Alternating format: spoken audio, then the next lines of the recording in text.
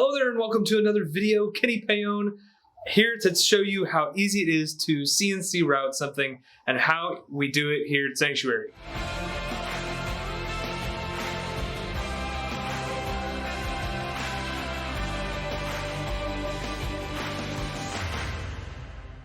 So CNC routing, along with using our snapmakers period, is incredibly easy.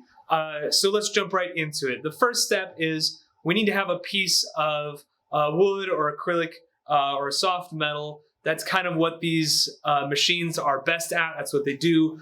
You can look on the Snapmaker website to see exactly what materials are best for the machines, what they do best, and what the physical limitations of the materials carved are, to make sure that your material that you're wanting to carve is good to go on the machines.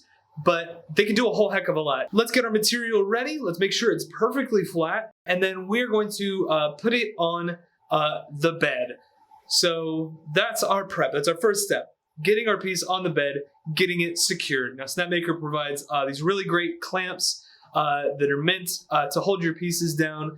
And the bed specifically designed with little nuts put in place so you can screw down your piece and make sure it's super tight. So once you've got that in place, you're on to step 2, and that is getting your design from your computer onto Luban, the software, generate a G-code, and then moving it to the Snapmaker.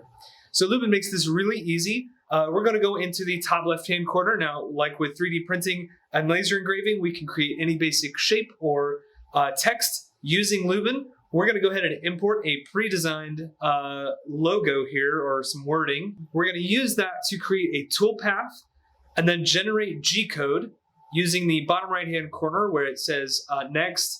We're going to click on our item, go to the right-hand side where it says create toolpath.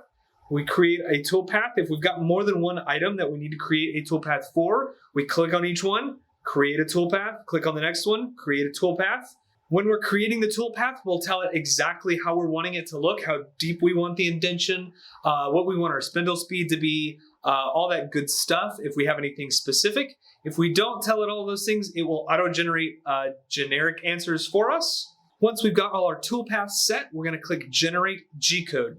We're going to let it run its gears for a couple of seconds, and then we're going to export that G-code either to a file, so we'll export it to a USB drive, or we can export it directly to the machine. Here at Sanctuary, I prefer to use the USB drives. Each machine has a USB drive in it. We'll pull that USB drive out, plug it into the computer, export our G-code onto the USB drive, take that USB drive, eject it, take it over to the Snapmaker, plug it back in, and then load our G-code file from the USB drive directly. Once we go into the Snapmaker menus, we're going to tell it to start. We're going to go to the USB drive. We're going to click on our file name. We're going to click Next. It's going to give us some safety instructions, making sure we are wearing our goggles while doing this. Man, can I tell you, it stinks to have wood in your eye. So just wear the goggles, please. Next, we're going to set our project center. So this is also going to be telling the machine how far off the bed our piece, in this case, this piece of wood, is going to be off the bed. This creates our project origin as well as where our project will be on the surface, on the bed. In this case, our project file is just about the size of this entire piece of wood. So there's not too much to figure out here. We just need to find the center of our wood piece as close as we can within reason, set our working origin, run our boundary to make sure that we're not bumping into any of our clamps and we're not running off the edge of our workpiece. And once we have all that, we just tell it to go.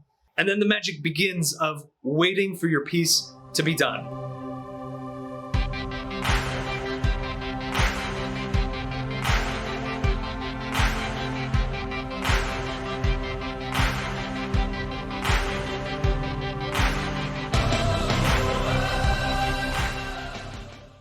If you have some rough edges that you think you'd like to sand down, feel free to take it down into the carpentry shop and get a nice fine grit sandpaper. I would go with 330 or higher and sand off those edges. And that's it.